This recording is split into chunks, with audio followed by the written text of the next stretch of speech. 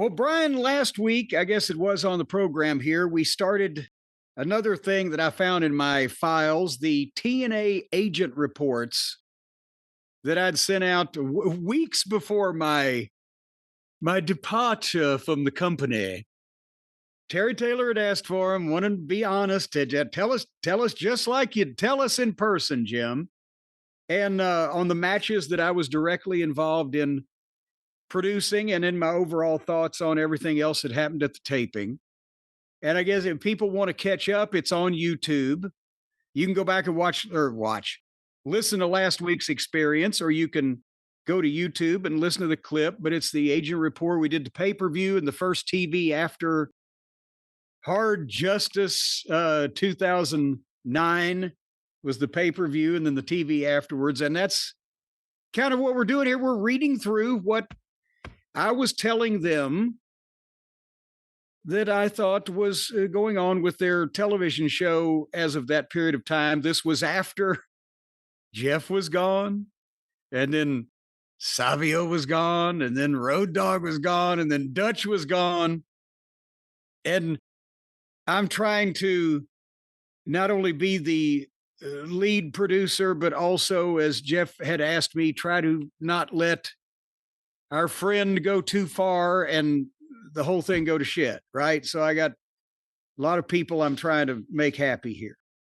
Have I summarized that? I think so. And just something to point out, after the first installment, the first two different things that we did went up, Matt Morgan was on the YouTube page making comments about this time because you talked about him. And we have something here from the Cult of Cornette Facebook group. Well, now, wait a minute. Don't hold on. Don't gloss over that Matt Morgan was on the internet making comments. A lot of times people would think, oh, what's he have to say? He's bitching. No, he was very complimentary and of was validating what we were saying is what I just wanted to not gloss over that, but go ahead. This was posted in the group on Facebook by Doug Dirtle, a.k.a. Doug Williams. Color me surprised to hear Jim talk about the 6-minute street fight myself and Nick had with Beer Money and TNA on the experience. I remember it specifically due to the following exchange after the match. And he wrote, me? Any good? And then your response, no, but you got the best out of it that you could. I took it as a compliment with a smiley face emoji. So we hear from some of the talent you've talked about in these already. It was a trying time. We were all trying, but there were forces beyond our control. Oh, Dixieland, I'll take my stand. Anyway, so would you like to pick back up with another one of the episodes of Impact? This was 448. And that was the episode number. And no, I don't think they had done 448 of them. No, they'd had been on for 10 years in 2009. I don't know what their numbering system was, but I went with it, okay? The first match, Suicide, who you will remember was a masked wrestler that at least at a lot of points was Frankie Kazarian. I think, right? You remember? I think so too, yeah. And then I think they had somebody else do it if he got hurt or whatever the case.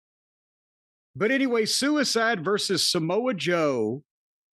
And then it was to be the Pope, D'Angelo, De Niro, Elijah Burke, and Chris Daniels were to get involved and turn it into a tag team match. Suicide and Daniels, Joe and Pope.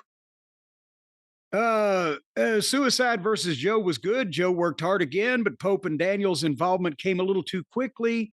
It all happened at the same time. The fans didn't know and liked it. The cause was Pope not knowing he needed Pope street clothes and having to go shopping that day, which delayed everyone getting together until late in the day.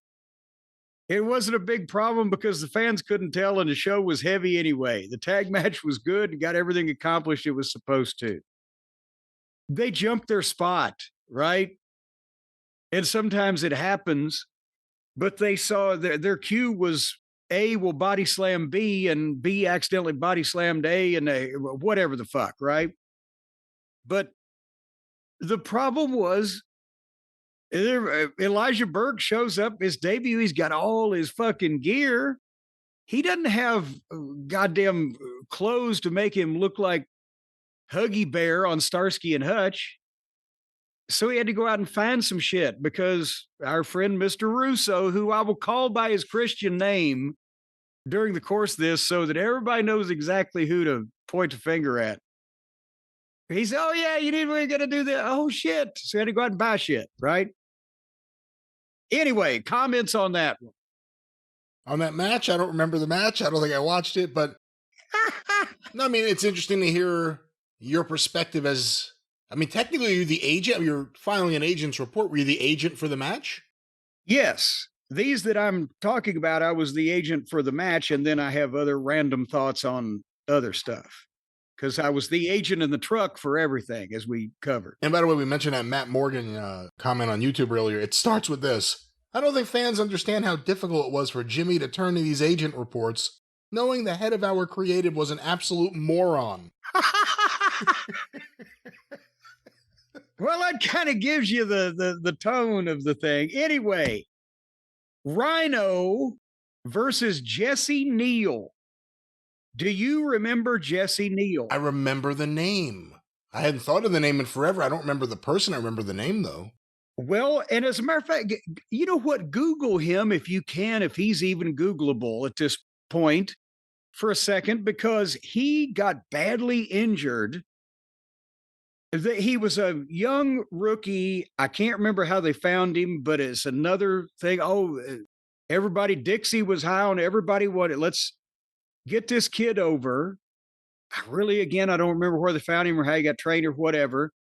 But he started out and got badly hurt and couldn't wrestle anymore. And they said, well, you've got a job for life as a producer or whatever the fuck. And then not long after that, they fired him. And I don't know whatever happened to him.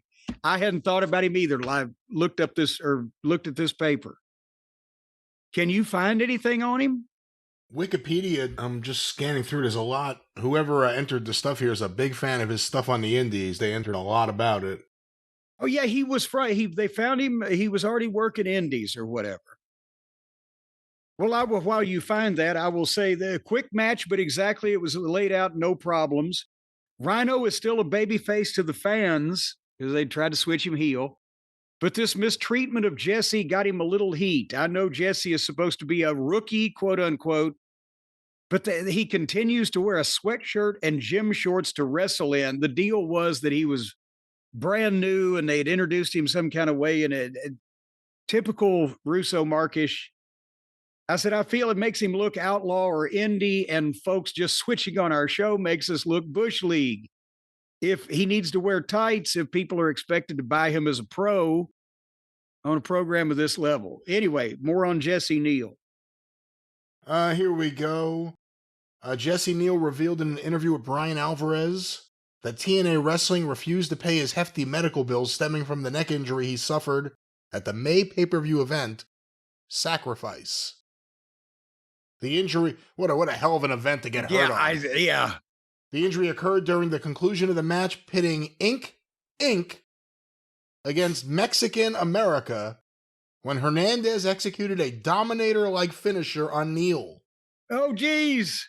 An MRI showed he had a bulged disc after being spiked into the mat. Oh, geez. You remember it now? No, but what I'm fixing to get to here in just a little while sure is going to tie in.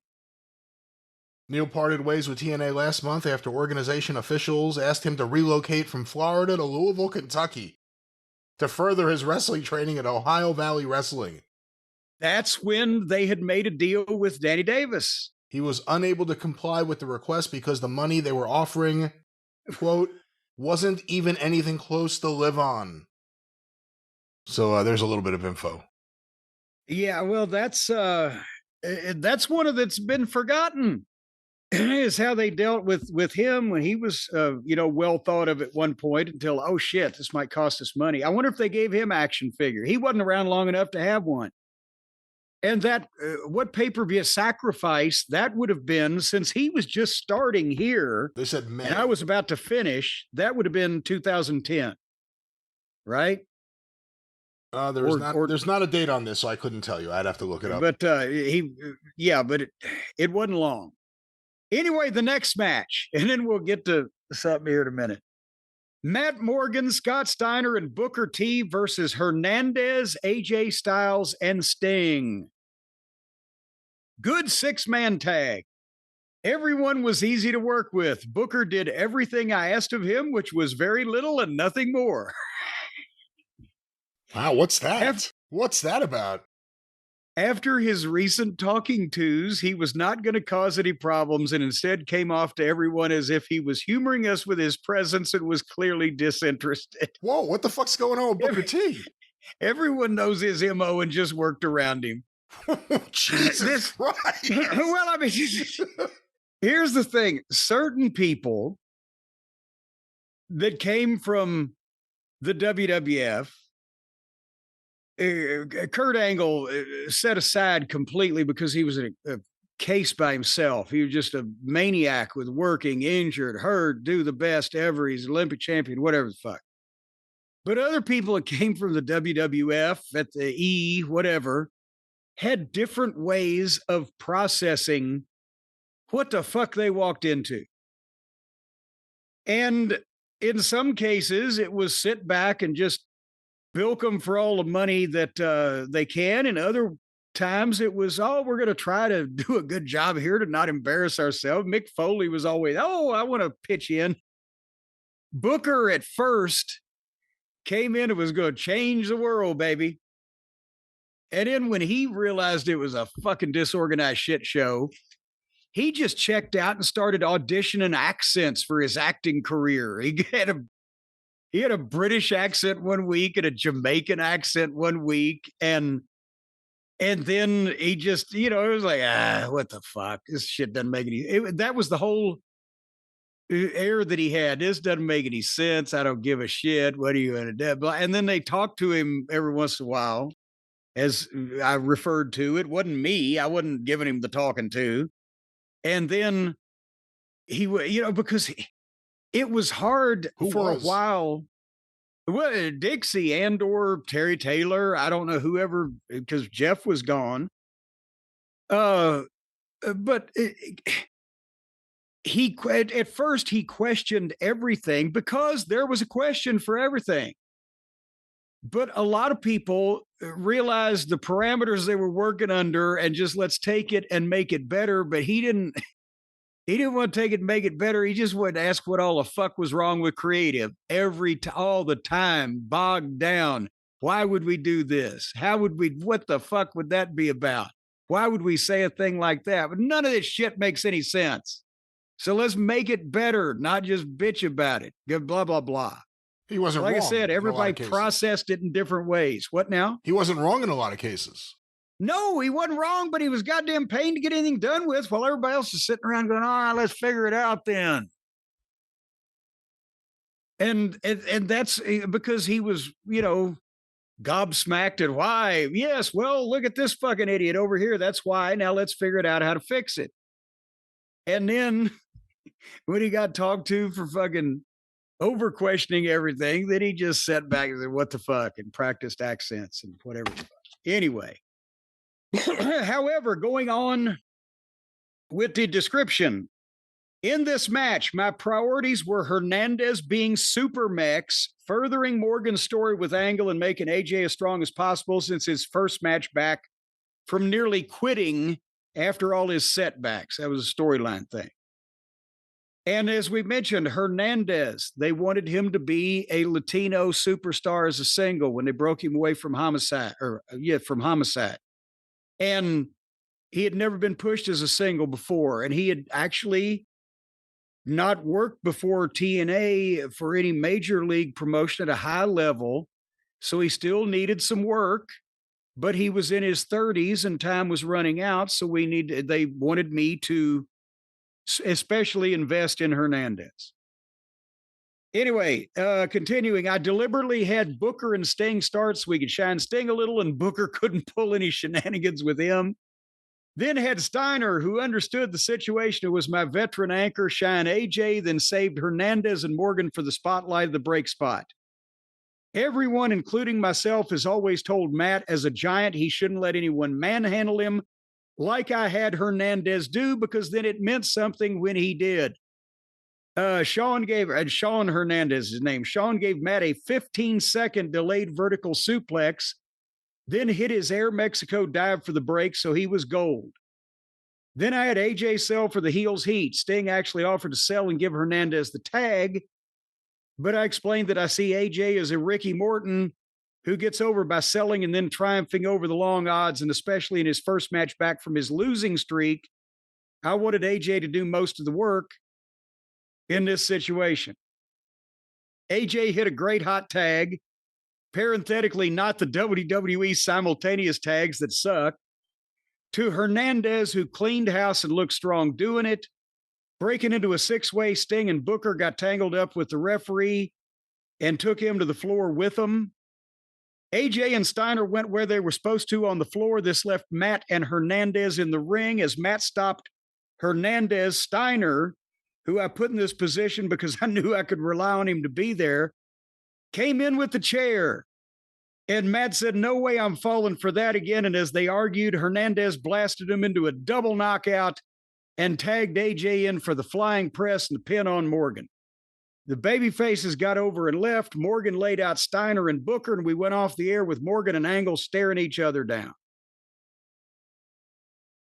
There was a lot of different stories that we had to tell in that match because of the pay-per-views ongoing that we had monthly, where we were trying to build those people and those issues. But at the same time, that we had a creative director that was just booking all the top stars in big fucking matches every week for ratings.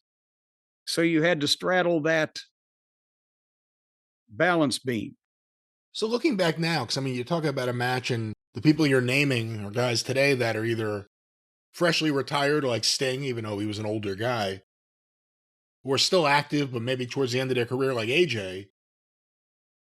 I don't know where Hernandez is. I have no idea what, if he's still wrestling somewhere, yeah. I don't know it. I doubt he is because we haven't heard anything. But looking back now, was it that he wasn't the right guy? Was it just the booking? Was it more than the booking? Did he have a ceiling? Like, they obviously wanted him to be their big star for at least a time. If George Scott in 1978 was booking, could it have happened? Like, was he the right guy for that, or what do you think? Yeah, he was the right guy for the spot. In most ways, he was a little early. And I mean, I'm not all done with Hernandez here, but I'll jump ahead. I'll jump ahead in this after the random thoughts, because here's what I was trying to get done. The bottom of the report. Also, I spoke to Hernandez about coming to Louisville sometime in September for a weekend to watch tapes, get in the ring with sparring partners, and have a personal course in selling and promos from myself and Danny Davis. He's all for it. He only asked that it be private, as he doesn't want it on the internet that he is being sent for training. And I wholeheartedly agree. We can keep it quiet here, but everyone in the TNA office that needs to be aware of what we're doing needs also to know it's not for public consumption. I'm going to meet with Danny early next week to get information on when the arena would be available and request 2 specific individuals to work with Sean. So please send a DVD of all of his recent matches and promos. And when we get the date nailed down, I'll pull some stuff from my library also. Wow. They had, as I said, and here's another thing. He was from Texas and he is of Hispanic origin, but he was not only not fluent in Spanish, but I don't think he spoke it at all when he got started. They wanted him to learn because he was, he hadn't grown up in a house where they spoke Spanish.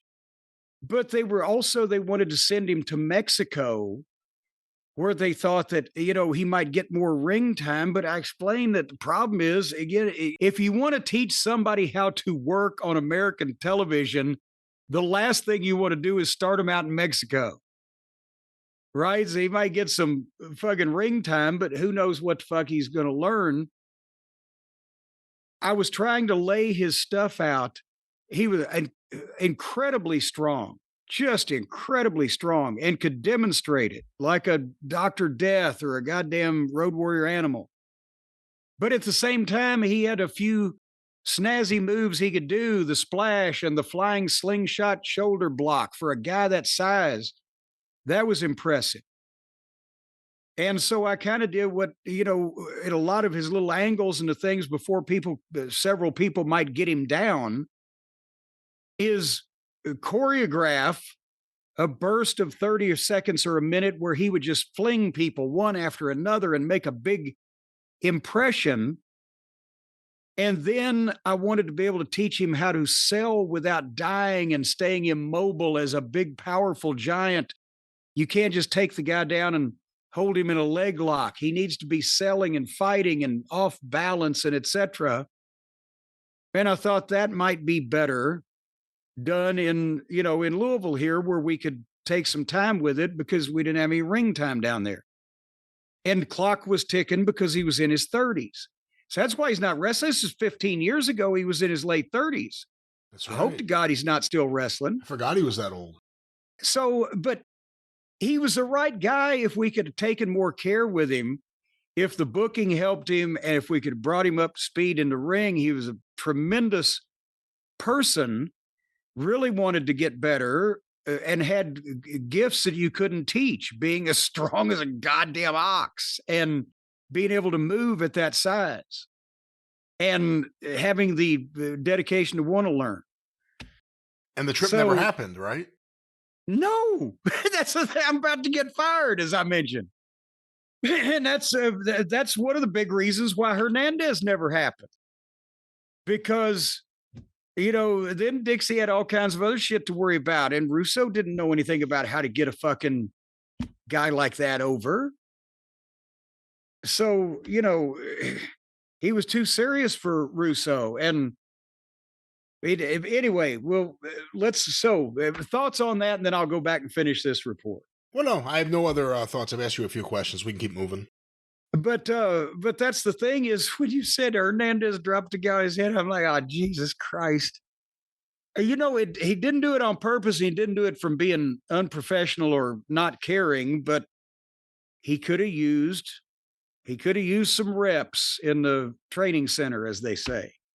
That's what we were trying to do. And to teach him to think also about as a single and as a top guy. He was very humble and he didn't think like a fucking main event guy because he'd never been in that position before. Anyhow, if any of you millionaire main event wrestlers want this treatment, one-on-one treatment with Jim and Danny Davis working with you for a weekend in Louisville, it ain't cheap, but get in touch. Well, no. Well, Danny Davis would have to do it on the beach down near Pensacola. It ain't cheap at this point. It ain't cheap. And if you can do yard work and want to clean out the creek. The rest of this report in the World Elite interview. Now, this is another group. Again, Russo was taking. Eric Young was from Canada. And Sheikh Bashir, who was Sean Davari, was from wherever the fuck he's supposed to be from in the Middle East. And they had a Japanese kid. And I think, and the Brits, our friends, the Brits, they were in it for a while. Just the World Elite group of everybody that's from another fucking country on the roster. Whether they're elite or not, honestly, in some cases. But I said in the World Elite interview, Bashir gets a ton of heat in his promo and takes Vince's material, makes it his own, and adds great stuff. Eric Young mostly recites what is written for him and does it so slowly that in the truck we were cueing the crickets. And Eric Young will be a bone of contention here as we work our way through these last days. Eric Young was a nice guy.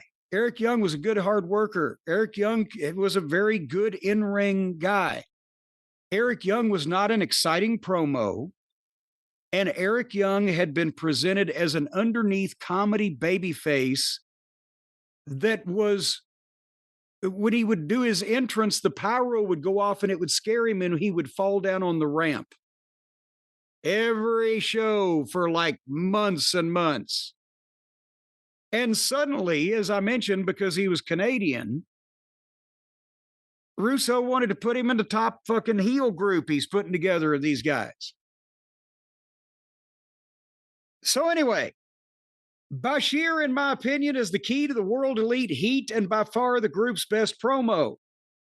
I had a long talk with Hernandez about this promo. He is still nervous about speaking and was also smart enough to know that if he goes too far with the USA flag waving, because he was supposed to come out waving the fucking American flag, even though he's the Latino super, and of course it's not as bad as it would be now, but still we're trying to go in another direction here, right? Let's not confuse people. He's concerned that he could be seen as a Latino Uncle Tom, that was a quote unquote, to his people, because ultimately, if the Latino people have a superstar, he must be Latino first, American second. I explained to him how to bring the Impact Zone fans into it by saying us and we, and hitting his cadence to deliver his go home line, and he did very well. He did, however, break eye contact with the heels while telling them off, and I'll work with him on how to pause to regroup his thoughts without dropping the intensity and eye contact. Do you notice that some guys do that? Yeah. They'll be telling somebody off, and all of a sudden they might not be sure of exactly the thing they're going to say next. So they will stop and turn and they'll walk off like they're so disgusted with that person, they must gather themselves. You don't need to do that. Take a fucking couple of breaths and stare in a guy's eyes and fucking make it look like you're meaning to gather up some vehemence and venom and then fucking do your thing. But when you break the eye contact and still keep talking, it's even worse.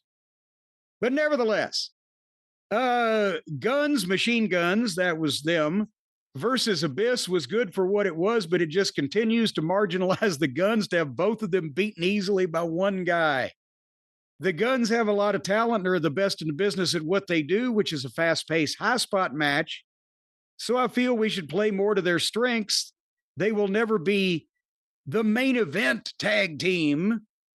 And I may have been a little fucking harsh there, but at that point in time in the field, they probably weren't going to be used that way. I said, but they can add to our cards. And under etc., I was very happy to see D'Lo Brown there and hear that he talked to Dixie about a possible agent wrestler spot. We need a guy like him in the ring, a veteran that's still young enough to go, to provide in-ring experience to our next generation while not needing a $500,000 a year salary to be used in the main event.